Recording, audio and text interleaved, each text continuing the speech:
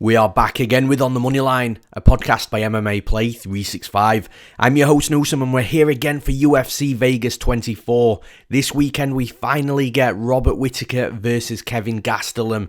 This fight should have gone down at UFC 234 back in 2019, but Whittaker had to pull out of the fight after the weigh-ins due to a hernia. And although that was a title fight, as Whittaker was the middleweight champion at the time, we do get this fight in slightly different circumstances, but I don't think that either fighter has changed too much, so I still think we get an absolute war here and I cannot wait. But just before we get into the breakdowns, as always, there's a few things to mention in regards to MMAPlay365. The last event was a nightmare for us, really. The two official bets were Sadiq Yusuff and Hunter Azure, who were both in really close fights, and unfortunately neither of them managed to get the win. Our fun gamblers were one leg away from cashing a parlay, which again was down to the Sadiq Yusuff loss. 50% of our parlay options were winners though. And just very quickly, in case you missed it last week, at MMAPlay365 we decided to put a price back on our Dog of the Week product, but with a twist.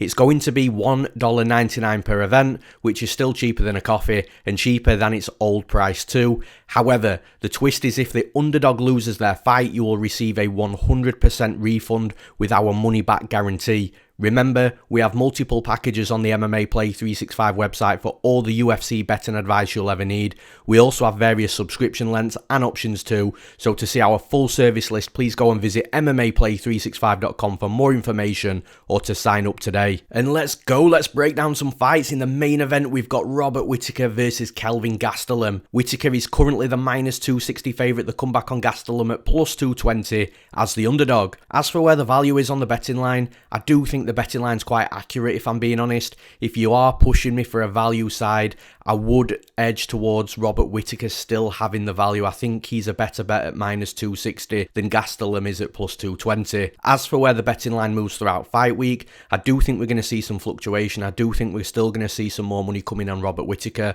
but I think if this gets close to the -300 line, then I do expect to see money coming back in on Kelvin Gastelum, and at that point, Kelvin Gastelum might actually be that value side. So a little bit of fluctuation. I expect to see Whittaker enter the cage at around -275 come fight night on Saturday night. Now, as for how this fight plays out, I do think that Whittaker does have a good opponent in front of him and a good opponent to get the win as well. Now, Kelvin Gastelum's not going to be an easy fight for anybody, and I actually bet him last time out against Ian Heinisch. Now, the one thing I was really surprised about in that Ian Heinisch fight is Gastelum did have to wrestle to make that comfortable for himself. On the feet, striking, I anticipated Gastelum being the much better striker, but actually Ian Heinisch was very game, and the striking was really even, to the point where Ian Heinisch was actually getting off on some nice strikes as well. In regards to the boxing, when you're comparing Ian Heinisch and Robert Whittaker, there's just light years of difference. Robert Whittaker's a much better striker, a much smarter striker. He has more weapons in his arsenal on the feet.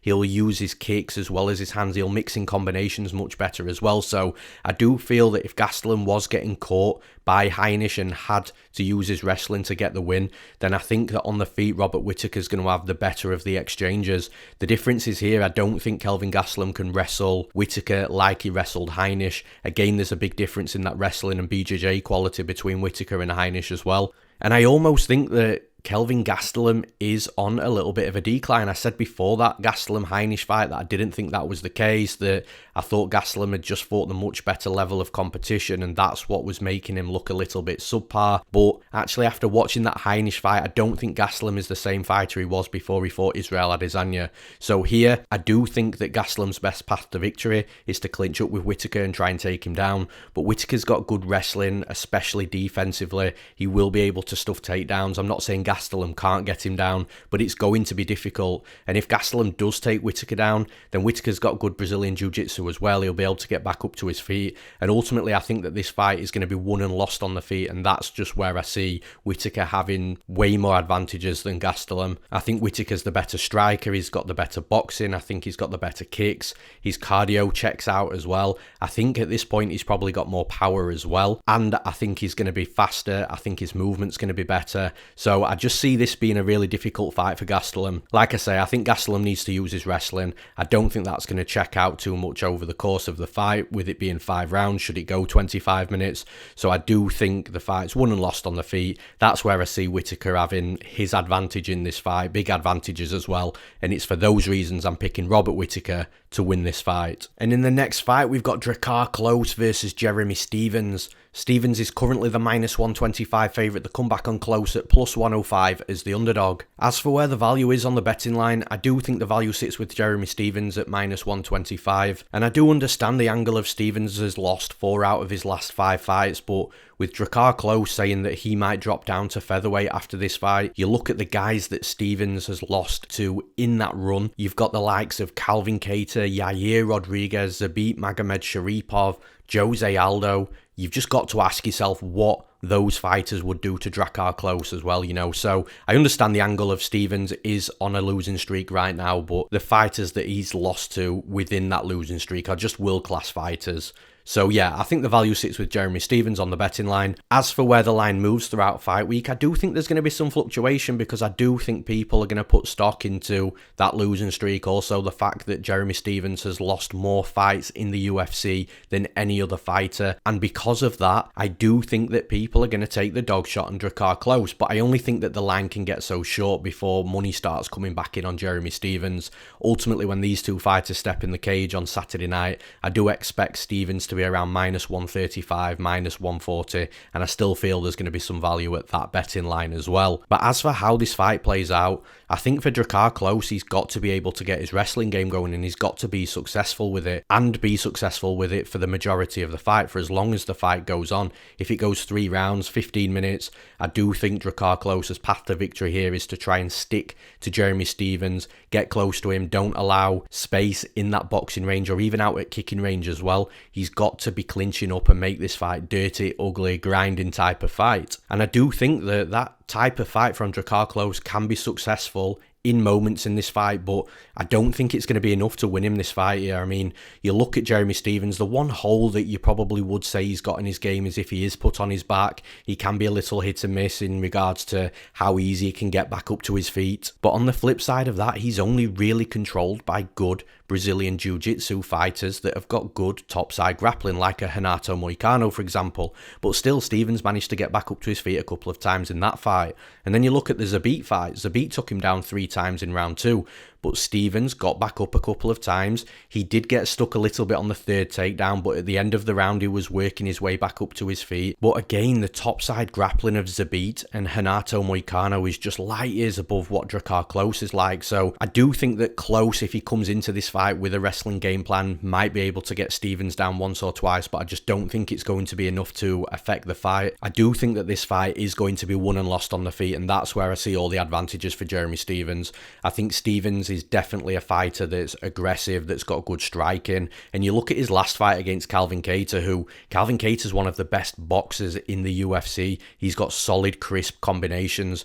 And Jeremy Stephens was lighting him up at moments in that first round. He took that first round against him and he was performing really well. So if we get anything like that Jeremy Stephens in the Calvin Kattar fight in this fight, I think Drakkar Klose is in trouble. Stephens has got power in his hands, he's got good combinations, and I actually think later in his career as well, he's actually evolved his striking game. He's added in kicks to his game, he's got nasty low kicks, he'll fire kicks to the body and kicks to the head, and he'll mix these kicks in with his combinations. So I do think on the feet, Jeremy Stephens, with him being aggressive, with him having power, with him being durable as well, it allows him to come forward and be aggressive, and that's another issue I think Drakkar Klose is going to face in this fight, because Drakkar Klose fights better when he's on the front foot, when he's pushing his opponents back. But in this fight, I see Klose being on the back foot the majority of the time. I think if Klose does bite down on his gum shield, stands his ground and meets Stephens in the middle, I think Stephens is just going to be able to rip to the body, rip to the head, and I think he's going to be able to hurt him, which ultimately, if Drakkar Klose does that once or twice and ends up on the bad side of the exchanges, it's likely just going to force him back even more. Like I said, I think this fight is going to be won and lost on the feet. I think that it is going to be a bit of a mixed martial arts fight. Jeremy Stephens can mix in takedowns as well. I think Drakkar Klose is going to have his moments in this fight, but ultimately I just think the experience and the quality of Jeremy Stephens is going to shine through in this fight, and it's for those reasons I'm picking Jeremy Stephens to win this fight. And in the next fight, we've got Luis Pena versus Alex Munoz. Pena is currently the -145 favourite to come back on Munoz at +125 as the underdog. As for where the value is on the betting line, I do think the value sits with the underdog in Munoz at +125. I think this fight should be much closer to a pick'em. As for where the betting line moves throughout fight week, I do think we see more money coming back in on Pena. I'm personally not as sold on Pena as what I was when he first came into the UFC, but I still think that a lot of people are. And Pena is still a talented guy, and he's still absolutely huge for the division as well. So I do think that people will like Pena in this spot. The -145 line, there isn't too much juice on that in regards to being able to play him. So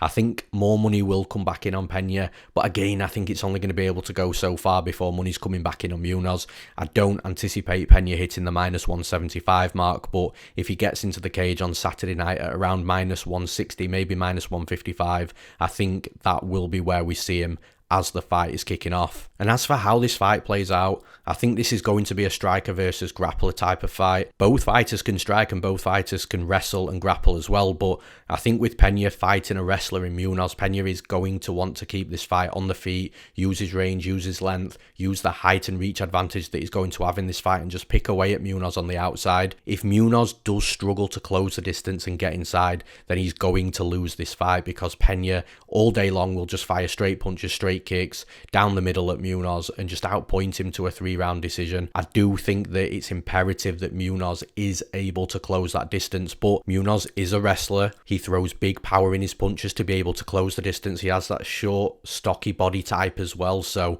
if he's able to bull rush Pena, he might have to eat a couple of straight shots down the middle for him to close the distance, but if he's able to consistently get inside of boxing range, then I think he's going to have plenty of opportunities to shoot at the hips of Pena. Remember, with Pena being taller, Munoz being the wrestler, the hips are much closer, much lower for Munoz to shoot in at. It does make takedowns a little bit easier for wrestlers when their opponents are a little bit taller in regards to getting your entries right and getting in on the hips. And I do think that Munoz is going to come into this fight with a wrestling heavy game plan. He has to, because if he tries to strike with Pena, he's going to lose this fight. So I think that it's going to be who implements their game plan the best is going to win the fight. I do think that this fight could be relatively close as well with that stylistic difference between the striking and the wrestling. But I do think the longer this fight goes on, the more we are going to see Munoz get inside of that boxing range and just be shooting at their hips constantly at Pena. I definitely think that Munoz can get takedowns on Pena. I'm not as convinced he's going to be able to hold Pena down for too long. Pena does have good grappling and he's got good chokes and he's got good sweeps and reversals from them chokes as well. I just think the longer this fight goes on, the more Munoz is shooting,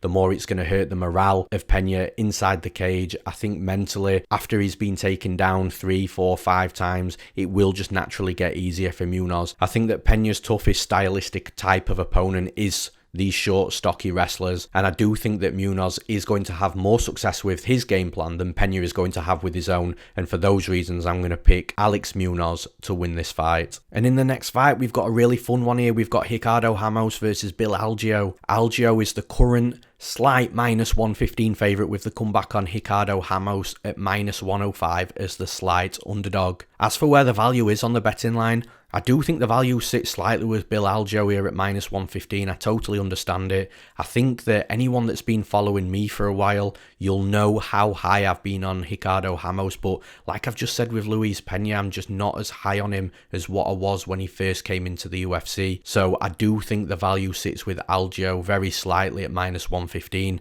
As for where the betting line moves throughout fight week, it's actually interesting because Ramos opened up the -150 favourite with Algeo opening up at +120. So all that money has been coming in on Algeo. I understand that line movement. I agree with it. And then the line finally flipped last night. So I do think that if Algeo gets to -130, -135, that the value might flip back onto the side of Ricardo Ramos. But ultimately, although I do see some fluctuations in the betting line throughout fight week, I do think that both fighters are going to step into the cage on Saturday night at around a -110 pick'em on either side. As for how this fight plays out though, it's a really good fight. both have got really different styles. Ricardo Ramos is a very flashy striker. He loves his spin attacks, his spin elbows, his spin back fist, his spin kicks to the body, his flashy kicks to the head of his opponents as well. Whereas Bill Algeo is a very hands down type of fighter, a bit of a sideways stance, will switch stances, will throw punches straight down the middle. Now with his striking, he's not very technical, but he's effective with it. And if this fight goes to the judges' scorecards, the judges aren't scoring on technique, they're scoring on strikes landing.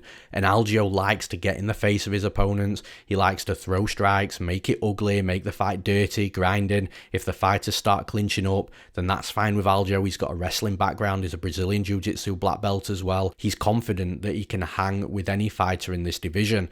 And I think with Ricardo Ramos, he is the type of fighter that likes to be able to dictate the pace of the fight. He likes to be able to dictate the range of the fight. He likes the space and the movement to be able to get off on his flashy strikes. And this is why I think stylistically it's going to be a difficult fight for Ramos, because Algeo just won't give him that space. He won't give him that time, and that flashy stuff will only work on a certain level of opponent in the UFC. And I don't think that Algeo is at that level in the UFC where he's really going to be impacted by a flashy striker. He just likes to be able to get in the face of his opponents and just make the fight ugly, which is key here, because I think that's ultimately where Ramos folds in fights, when fighters are firing back at him and can push Ramos back and be in the face and just keep landing.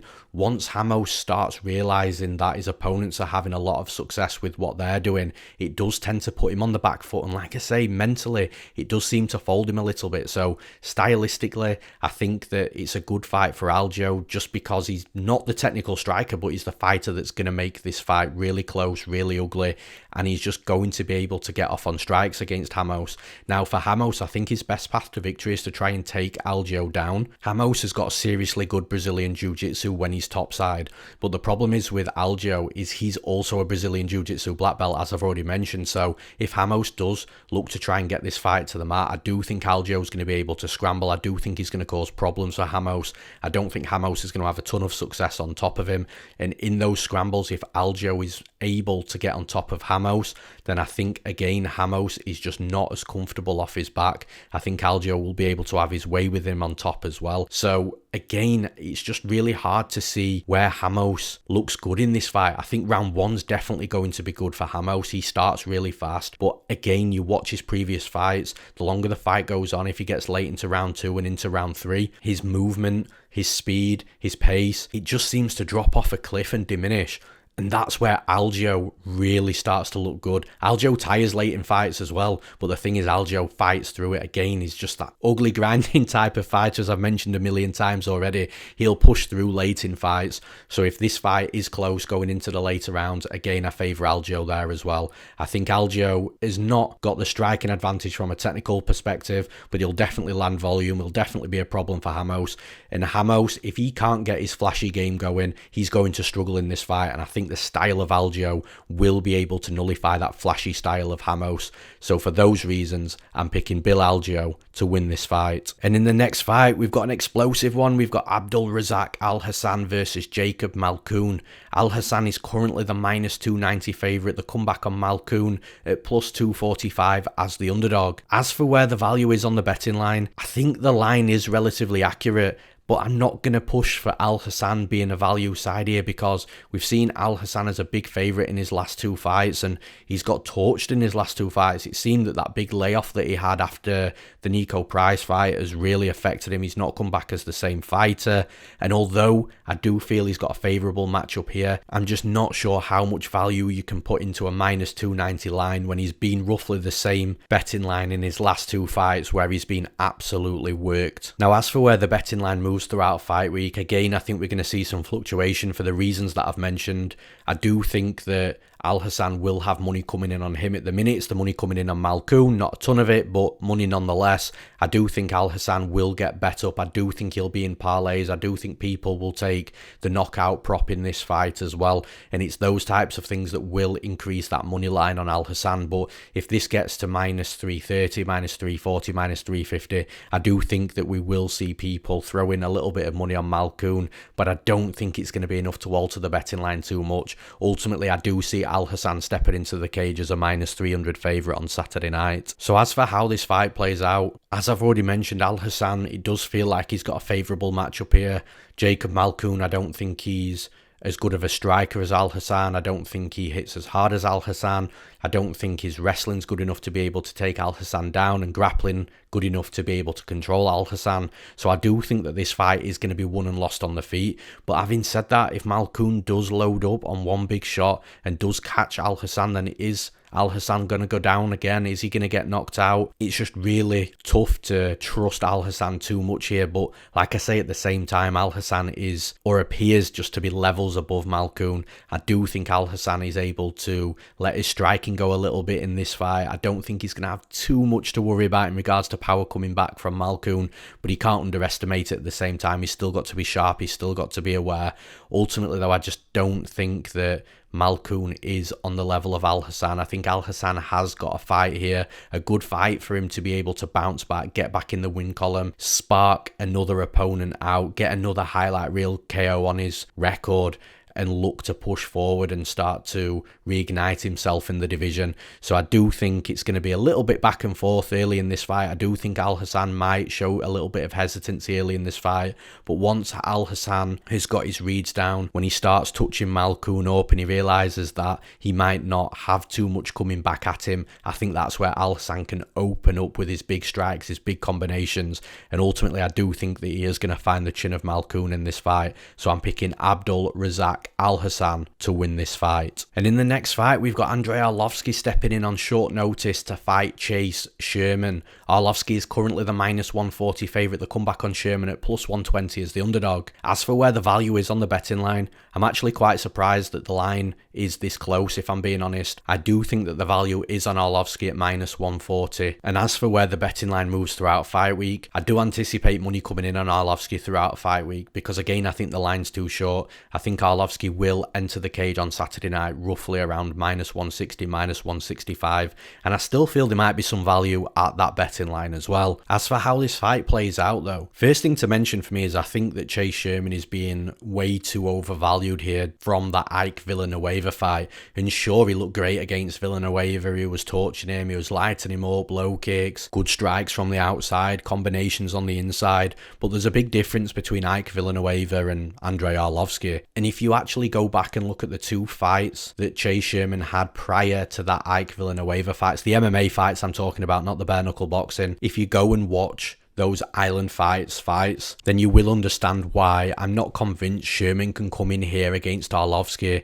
and look really good, because in those island fights, I know we ended up stopping both of those guys in round one, but Chase Sherman was getting touched himself, he was getting hurt, and it's just the fact that he was landing hard low kicks and good counters back at those opponents that allowed him to be able to get those fights stopped. And again, the likes of Rashawn Jackson and Jeremy May are just not Andrei Arlovski, just like Ike Villanueva isn't. And sure, Arlovski's coming off a loss against Tom Aspinall, but Aspinall's one of the better prospects in the heavyweight division. The two wins prior to that loss to Tom Aspinall, Andrei Arlovski beat Tanner Boser and Philippe Lins, who I feel are both solid enough heavyweights, and heavyweights that are probably better than Chase Sherman as well. So I think with Sherman, he's got to be able to get the low kicks going, he's got to be able to try and hurt the legs of Arlovski, but Arlovski is a long time veteran in MMA and in the UFC as well, and I just don't think that Chase Sherman is going to show Arlovski anything that he's not seen before. I think Arlovski is the better technical striker, I think his boxing is far better than Chase Sherman's striking, so even if Sherman is throwing low kicks at Arlovski, even if the kicks are landing, I think as long as Arlovski is just countering with big hard shots with his boxing to those low kicks, it's going to be enough to put Chase Sherman off. But ultimately, the low kicks and damaging the leg and getting Arlovski on one leg, hurting him and then taking over the fight, I think that's his path to victory in this fight. I just don't think it's going to be easy against a veteran like Arlovski. I think this fight's won and lost on the feet. I think Arlovski's the better striker, is the fighter with more experience and the fighter with a better skill set. So for those reasons, I'm picking Andrei Arlovski to win this fight. And in the next fight, we've got Gerald Meerschaert versus Bartosz Fabinski. Fabinski is currently the -130 favourite. The comeback on Meerschaert at +110 as the underdog. As for where the value is on the betting line, I do think that the line's quite accurate, if I'm being honest. If you are going to push me for a value side, I would still say that Fabinski as a minus 130 favourite is a better bet than what Meerschaert at plus 110 is. As for where the betting line moves throughout fight week, again, just like a lot of fights on this card, I think we're going to see some fluctuation. I think we will see Bartosz Fabinski at minus 135, minus 140, but I think at that point people are going to see value in Meerschaert and start betting the underdog. Ultimately, when they step into the cage on Saturday night, I do expect Fabinski to be minus 120, minus 125, with Meerschaert at plus 100, plus 105, that sort of range. But as for how this fight plays out, it's very clear what both fighters are going to want to do in this fight. I think for Meerschaert, he's going to want to try and keep this fight on the feet at range. He is a fighter that, although he's got a decorated background in Brazilian Jiu-Jitsu and he's got a lot of submission wins on his record, I do think that his striking has been improving lately. And with those improvements, I do think he's the better technical striker in this fight. He's going to be a little bit taller, a little bit longer. So I expect Meerschaert to try and keep this fight at range and just pop away at Fabinski and frustrate him.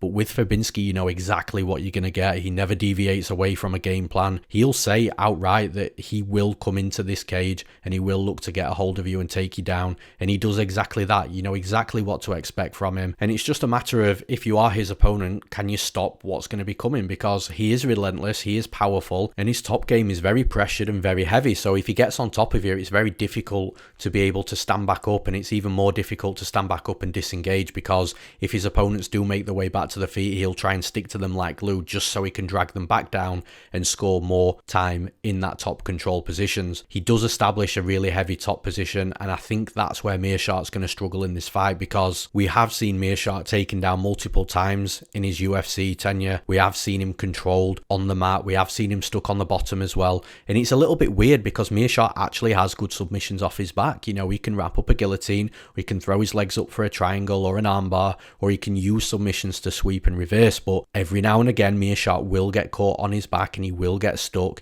And if that happens against Fabinski, then this is going to be one of the easiest fights that Fabinski's ever fought inside the UFC. But the trump card that Meerschaert can play in this fight is the fact that he does have those good submissions off his back, as I've just mentioned. If Fabinski does leave his neck or an arm exposed, then watch for Meerschaert to try and submit him and take him out of there.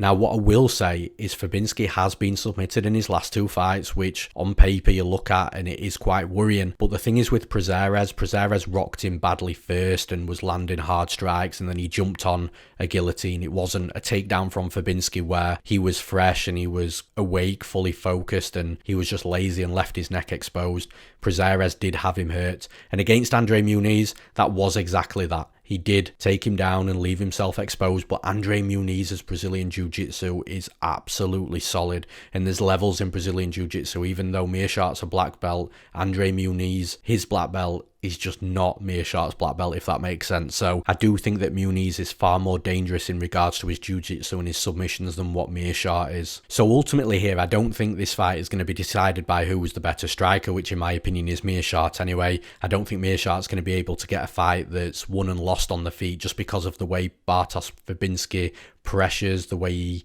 looks for takedowns, looks to stick to you like glue. I do think this fight is going to be won and lost on the mat, and it's either going to be Fabinski and his top control time and landing ground and pound on top 3 rounds, or it's going to be Meerschaert catching Fabinski in a submission and getting him out of there. Personally, I think that although there might be some scary moments in this fight where you think Fabinski might get submitted, I think he will be able to escape any submission opportunities after the takedowns, and I think the longer this fight goes on, the mental aspect of Meerschaert will be a factor. I think the takedowns will get a little bit easier the longer the fight goes on. I think that Fabinski will have a little bit more time, and the longer the fight goes on as well, I think Fabinski will be safer later in the rounds than what he will be early whilst they're both dry. I think Fabinski escapes any submission opportunities. I think he gets the top control he needs. I think he gets the dominant fight that he wants. For those reasons, I'm picking Bartosz Fabinski to win this fight. And in the next fight, we've got Tracy Cortez versus Justine Kish. Cortez is currently the minus 255 favourite. The comeback on Kish at plus 215 as the underdog. As for where the value is on this betting line, I do think that the line is quite fair. It's quite accurate, if I'm being honest.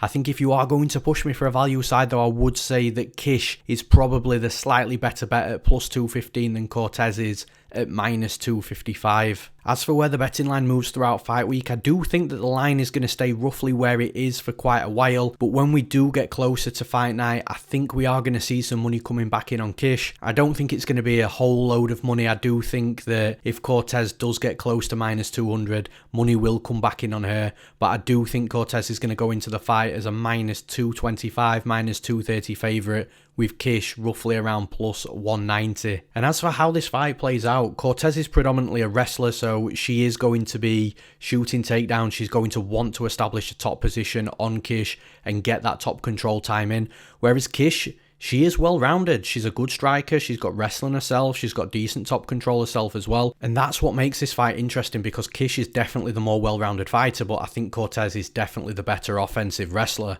So whilst it's on the feet, I do expect Kish to be landing strikes. I do expect her to be aggressive, trying to force the action, put pressure on Cortez. But ultimately, she's going to have to be very defensively responsible in regards to the wrestling. She's got to defend those takedowns because they are going to come in this fight. Cortez is definitely going to shoot takedowns. And although I do think Kish has got more paths to victory in this fight in regards to being the better striker, outlanding Cortez, and she could potentially get on top of Cortez as well and get top control time in, there's a couple of paths to victory there.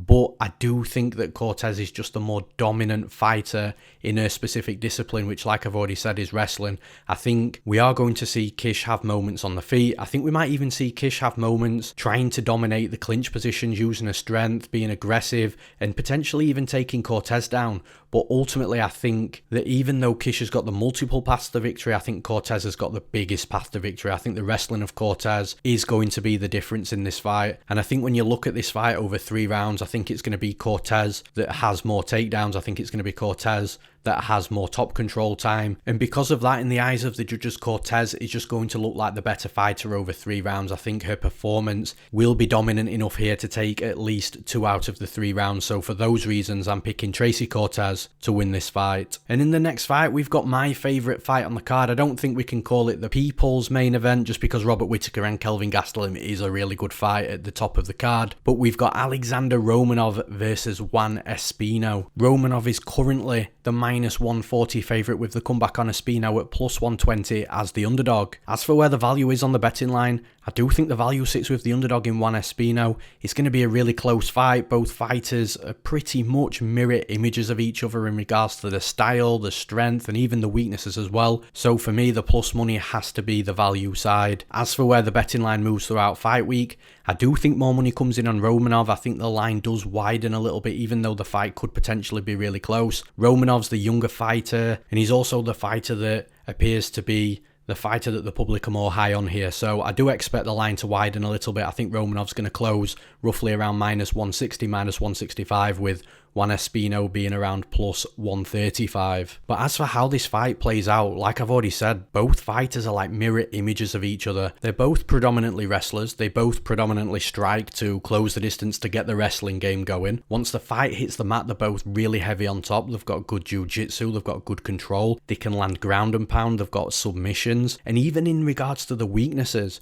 of both fighters is the fact that they can also lift the weight whilst transitioning from position to position, which allows their opponents on bottom to find ways back up to the feet, find those holes and escape. But the bottom line here is that one man has to be the better fighter on the night, and I think that man is going to be Juan Espino. And the reason I think that is this fight, I believe, is going to be won and lost on the mat, and whichever fighter is on bottom for longer periods in this fight is going to be the fighter that loses the fight. And I just think Juan Espino is going to be proven to be the better wrestler in this fight. So Romanov's got a wrestling background. He was on the Moldovan national wrestling team back in 2013, I believe. And then you've got Juan Espino on the other side from Spain. He travelled over to Africa and competed in Senegalese wrestling, which if you've never seen this Senegalese wrestling, go onto YouTube and just have a look and watch some of these wars, because it's a brutal form of wrestling. And Juan Espino was a national champion in Senegal, throwing these big men about and just dominating them, which is quite impressive when you put everything into perspective. I think Juan Espino is the more seasoned wrestler. I think that if Romanov does take him down, which I do imagine to see takedowns on both sides here, I trust Juan Espino to get up off his back much easier and much more effectively than I would expect Romanov to get up off his back. One reason for that primarily is Juan Espino's a BJJ black belt, and you can see that in his game as well. Although Romanov's got submissions, Juan Espino just appears to be the much cleaner grappler on the mat. So I think if Romanov takes Juan Espino down, I think Espino's got every opportunity of getting back up to his feet. Romanov we've seen against Roque Martinez, against De Lima, both fighters that are predominantly strikers, but he allowed both fighters to get back up to the feet numerous times in those fights. Whereas you look at Espino, and sure, Jeff Hughes managed to get up a couple of times against Espino, but the difference is when Romanov allowed his opponents to get back up, a lot of the time they disengaged and they got back out in space and started striking again. Whereas with Espino, when Jeff Hughes got back to his feet, Espino stuck to him like glue and he dragged him straight back down. Now in regards to the striking, we haven't seen much of the striking of Espino purely because he just looks to be relentless and get his opponents down at the earliest opportunity in his fights. But he does train at American Top Team with the likes of Arlovski, JDS, and the other heavyweight beasts that they've got over there. So you have to make the educated assumption that the dude can strike. But I would give the edge to Romanov in the striking department. I don't think it's a huge edge, but I do think on the feet Romanov might be the better striker. Obviously this is heavyweight though, so one clean punch from either side could end the night. I think though that this fight is won and lost in the wrestling and the grappling department. I think Espino's going to have the edge in the wrestling both offensively and defensively. I think in regards to the grappling, Espino's the better grappler as well. So for those reasons, I'm picking Juan Espino to win this fight. And in the next fight, we've got Tony Gravely versus Anthony Birchak. Gravely is currently the -320 favourite with the comeback on Birchak at +260 as the underdog. As for where the value is on the betting line, I do think the line is lined very accurately. It's fair. I think if you are going to push for a value side, I think that Gravely at -320 is probably a better bet than Birchak at +260, just purely because I don't see Birchak winning this fight. And as for where the betting line moves throughout fight week, I think we're going to see Gravely in a lot of parlays. I think people are going to play him straight at this line as well, even though the line's quite wide to play the money line straight. I just feel that there's going to be more money on Gravely than there is coming back on Birchak, and I think that's going to increase the line of Gravely. It's going to widen it, and I think Gravely's going to step into the cage on Saturday night roughly around a -350, -360 favourite. And as for how this fight plays out, in regards to the striking, I think it's quite close. Gravely's a decent striker, he packs power, but Gravely really strikes just to close the distance, to get in on his takedowns. He's a wrestler, and in every single one of his fights you can see the game plans to take his opponent down and ride them on top, land some ground and pound, try and find a submission if it's available, but ultimately establishing a heavy top position and getting that control time in. Whereas Birchak's Brazilian Jiu-Jitsu is decent. I don't think he's going to cause Gravely too many issues once Gravely takes him down, and that's predominantly the reason why I think that the betting line's quite accurate, because with Geraldo de Freitas, Gravely's last opponent, de Freitas can cause problems off his back, throwing up triangles, looking for arm bars, and also he was able to use his jiu-jitsu to stand back up frequently as well. Whereas with Birchak, I don't think he's going to pose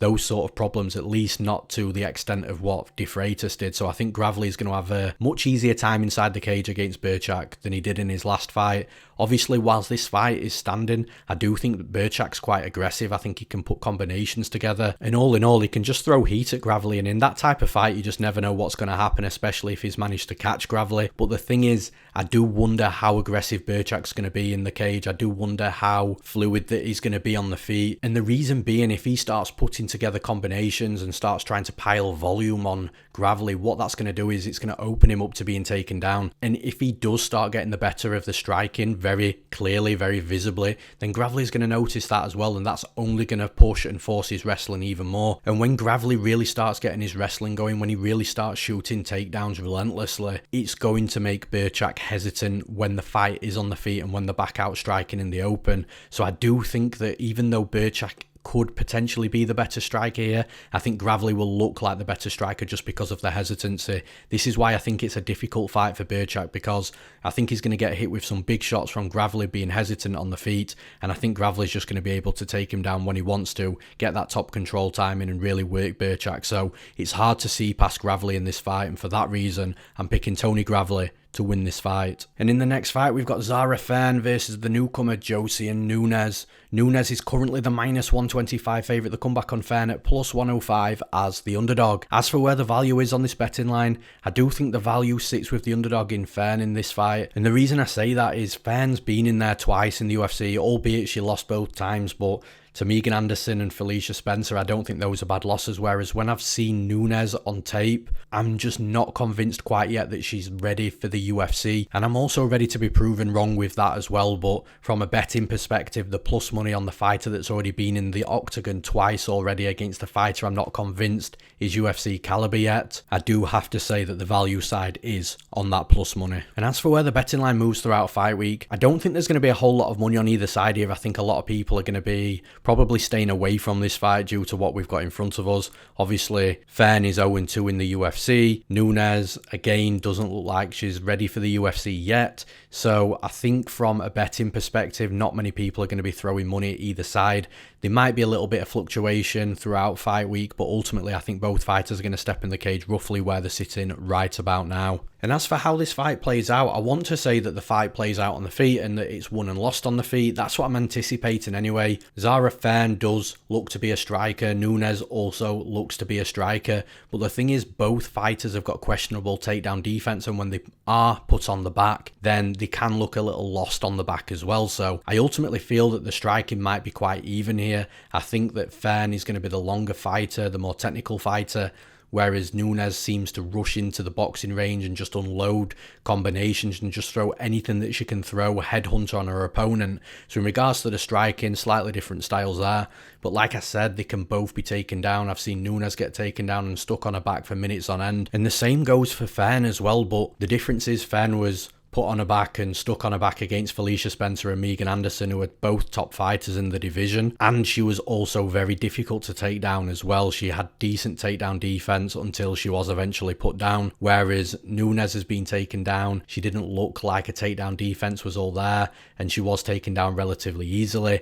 And that's why I'm leading towards Zarah Fairn here, because I think that she's the more technical striker, and I think that her striking will be more crisp and clean. And I think even if she wants to take Nunes down, that's an opportunity to take her down as well. Even as a striker, if she can put Nunes on her back, Nunes doesn't look like she has the best takedown defense or the best get-up game either. So it could just be establishing a good top position and getting that top control time in for Zarah Fairn. I think Fern's got the more path to victory here. I think, like I've already mentioned, she's going to be the better striker, technical striker at least anyway, and I think she's got the opportunity to really expose some holes that I've seen in Nunes' game. So for those reasons, I'm picking Zarah Fairn to win this fight. And in the next fight, we've got the return of Jessica Pena versus the newcomer Lupita Godinez. Godinez is currently the minus 275 favourite. The comeback on Pena at plus 235 as the underdog. As for where the value is on the betting line, I do think that the line's quite fair. It's lined accurately, just like quite a lot of these fights are on this card. But if you are going to push me for a value side, I do think that Godinez is a better bet at minus 275 than what Pena is as a plus 235 underdog. As for where the betting line moves throughout fight week, I think we are going to see some fluctuation. I think people are going to put Godinez into some parlays. I think people will play her as well. But I think if that line gets too wide, if it gets close to minus 300, minus 320, I think we might see a little bit of money coming back in on Pena as the underdog, but I don't see a whole lot of action coming in this fight overall. So I think that where the lines are sitting right about now is roughly where both fighters are going to be when they step into the cage on Saturday night. And as for how this fight plays out, honestly, I really think that Pena's got to get a wrestling going in this fight. She's got to try and take Godinez down, but it's going to be difficult. And the reason why I think it's going to be difficult is because Godinez is a very aggressive fighter. She's got power in her hands. She's going to be landing on Pena. She's going to be the quicker striker as well. And I think once she starts letting her hands go, once she starts getting into a boxing rhythm and she's starting to move fluidly forwards, pushing Pena back, it's going to be very difficult for Pena to start shooting takedowns on the back foot whilst also getting hit with hard shots as well. And then also Godinez has got decent takedown defense also. She's strong, she's physical, and I've seen when her opponents try to take her down that she will use her strength. She gets her underhooks in, she'll sprawl if she needs to, she'll get back up to her feet. She's a difficult fighter to deal with, she's a difficult fighter to take down, and I think if Pena goes toe to toe with Godinez, she's just going to get lit up. Godinez has definitely got age on her side, she's got youth on her side here. Pena hasn't been inside the cage since 2017, so there's going to be a form of ring rust there. She's also been scheduled to fight numerous opponents in the lead up to this comeback as well. So honestly, I know that the betting line's quite wide here, but I don't see too much upside for Pena. She's got to get a wrestling going, and I'm not convinced she can do that. And if she does take Godinez down, I don't know whether she can sustain that over 3 rounds. I think that Godinez is going to look dominant in in this fight. I think she's going to land combinations, hard combinations, and I think it's a really difficult return for Jessica Pena. So for those reasons, I'm picking Lupita Godinez to win this fight. And in the final fight of this breakdown, we've got Austin Hubbard versus the newcomer on short notice, Dakota Hairy Bush. Hubbard is currently the -175 favourite. The comeback on Bush at +145 as the underdog. As for where the value is on the betting line does make sense, to be honest. I didn't expect it to be too much wider, and I'd have been surprised if it was shorter as well, so it's pretty much just where I expected the betting line. And as for where that betting line moves throughout fight week, I think we are going to see a little bit of money naturally coming in Hubbard, just because Bush is taking this fight on short notice and it's his debut, and Hubbard's been around the block, he's tough, and at this point he can deal with opponents at this level, especially with him being well-rounded. So yeah, I do expect a little bit of money to come in on Hubbard throughout fight week, and I think he'll probably close around the -185 mark come fight night on Saturday night. As for how this fight plays out though, it's actually going to be a really fun fight. You know, Bush is a good fighter,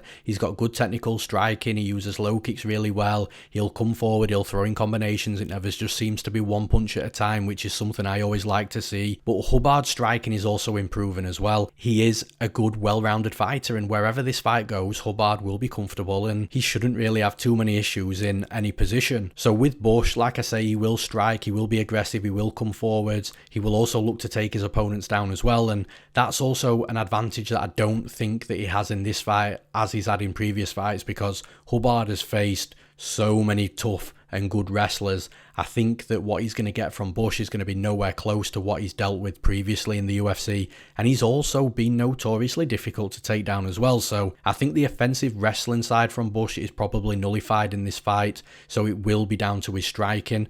And the thing is with Hubbard will strike and he'll also make reads. I think he's going to attempt to take down on Bush. I think Bush potentially could be the quicker striker. I think if that's the case, Hubbard will test his defensive wrestling, which has been tested in the past. I think that Hubbard will be able to take Bush down, and after that first takedown that he lands on Bush, if he has a bit of top control time and if he has a little bit of success, we're going to see a similar sort of pattern as what we saw in the Hubbard and Prepelec fight a couple of years ago. Hubbard lost that first round, but the second that he realised that there was a path to victory with the wrestling and that it was his path of least resistance, Hubbard really went to the well with that and really started looking for the takedowns heavily and became a little bit relentless with that. I think the same thing's going to happen here. I think Bush and Hubbard striking is very close. I still give Hubbard the edge, but I think with Bush potentially being the faster fighter, once Hubbard does attempt a takedown, which I assume he will just to mix things up, I think he'll get the takedown, he'll get top control time, and from that moment it'll just be once the fight's on the feet, he'll be taking him down and just winning the fight that way. And that's why I think that the betting line's correct here. For those reasons, I'm picking Austin Hubbard to win this fight. And that's all for this episode of On the Moneyline. I hope you all enjoyed it, and once again guys, I'd appreciate all likes to the video and subscriptions to our MMAPlay365 YouTube channel too. Remember, you can get all the betting advice you'll ever need over at MMAPlay365.com. We cater for long-term gamblers that like to build their own bets and strategies, gamblers that just want to follow exactly what I bet on, and we also cater for you fun gamblers that like the long shot fun parlays, or ACCAs, accumulators as we call them in the UK. Even if you only want our best value underdog for the event, which comes with a money back guarantee by the way, we have plenty of different packages and subscription options for you guys to choose from, and they're all at very affordable prices too. Just hop onto MMAPlay365.com and see what's best for you. Thank you all for listening, and we'll see you at the next event.